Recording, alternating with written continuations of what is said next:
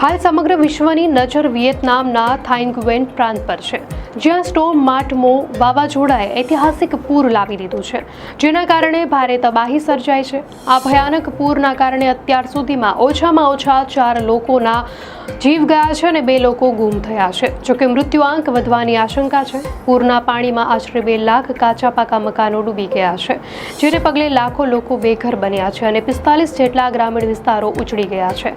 આ કૃષિ પ્રધાન વિસ્તારમાં ખેડૂતોની આજીવિકાને ગંભીર ફટકો પડ્યો છે.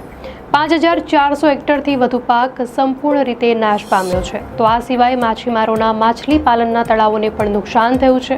આ સિવાય 1,36,000થી વધુ મરઘા અને અન્ય પક્ષીઓના પણ જીવ ગયા છે. જેથી હાલમાં વિયેતનામ સરકારે તત્કાળ રાહત કામગીરી શરૂ કરી દીધી છે, જેમાં સેના અને રેસ્ક્યુ ટીમો ખોરાક, દવાઓ અને ધાબળા પહોંચાડવામાં વ્યસ્ત છે. પરિસ્થિતિ અત્યંત ગંભીર છે અને લાખો પરિવારો માટે પુનઃનિર્માણનો માર્ગ લાંબો અને મુશ્કેલ છે. દર્શક મિત્રો, વધુ અપડેટ્સ માટે ધ લોકસત્તા ચેનલને સબસ્ક્રાઇબ કરો.